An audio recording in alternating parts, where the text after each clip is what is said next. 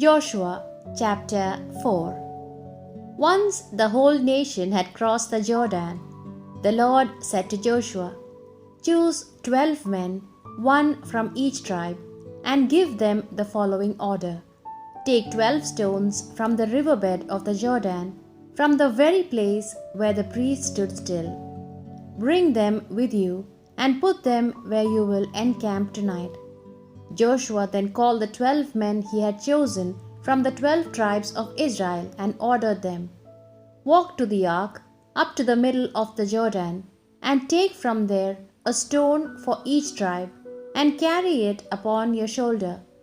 They will remain with you as a sign of what happened, so that when your children ask you in the future, 'What do these stones mean for you?'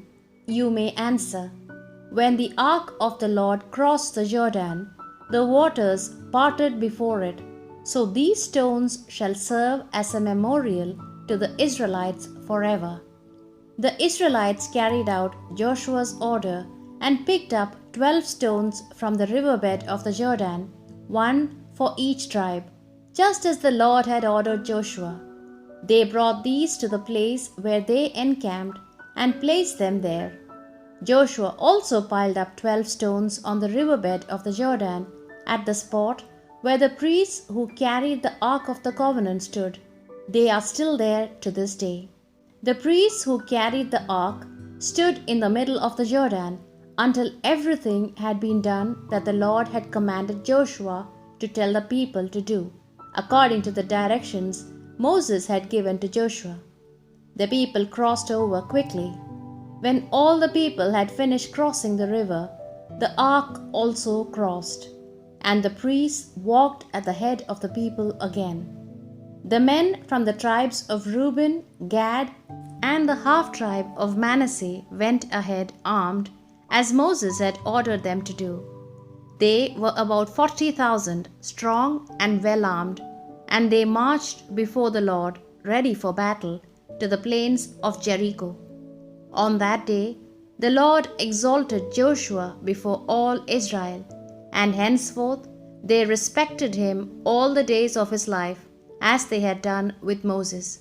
The Lord said to Joshua, "Command the priests who carry the Ark of the Covenant to come up from the Jordan." Joshua therefore ordered them to come up from the river. And when these priests who carried the Ark of the Covenant of the Lord came up from the middle of the Jordan, when their feet touched the banks, the waters of the Jordan returned as abundantly as on previous days and overflowed its banks. It was on the 10th day of the first month that the people came up out of the Jordan and encamped in Gilgal on the eastern border of Jericho. There, in Gilgal, Joshua set up the 12 stones taken from the riverbed of the Jordan.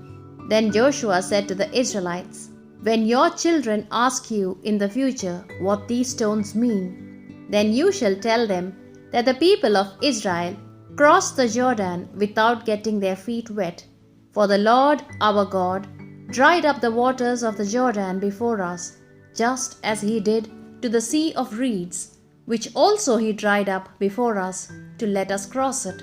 He did this so that the people of this land may know the power of the Lord our God, and that you yourselves may fear him forever."